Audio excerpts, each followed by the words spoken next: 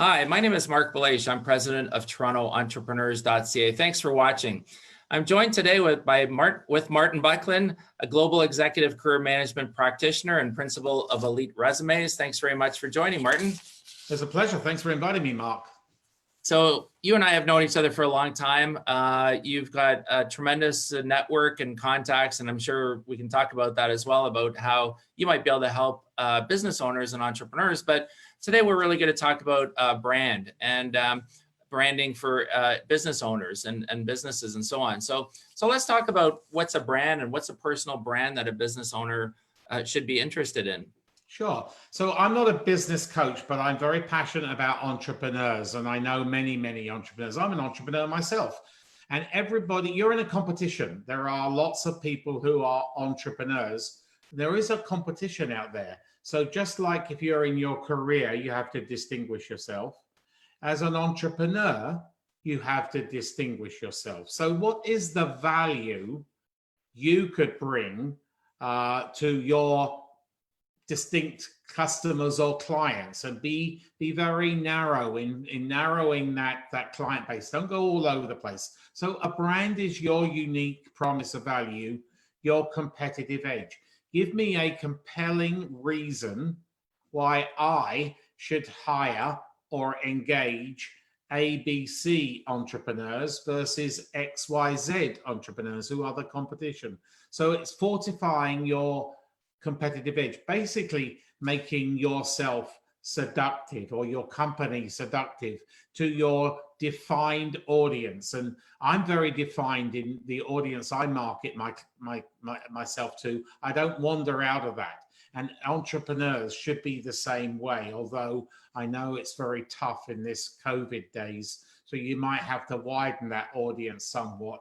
But when we get to better days, you can narrow it, but it's your brand. So it's your, what I call personal brand, your unique promise of value, your differentiator. Why should I hire you over anybody else? Okay, good. And why is it important for a business owner specifically, not just for the brand of the company, to brand themselves? Well, we all know big brands like the global brands, IBM, and the big pharmaceutical companies. The philosophy of owning a business is just the same, and we're all in it. It's a lot of there's a lot of competition out there, and you want to be number one. You want to solidify your brand in somebody's mind, that when they're thinking of buying some cookies or when they're thinking of buying some other products or services, that you, because of your brand offering, your memorable brand, your resonating brand, that they think of you versus the others around there, around the competition. It is, on LinkedIn, they have a bit of a checklist. They'll say your profile is a certain percentage complete. Is there anything things that you would say in your personal brand? Here are the things that you should make sure you cover. Yeah, yes, sure. So I'm a self-proclaimed LinkedIn junkie, so I know LinkedIn upside down, back to front, upside, whatever.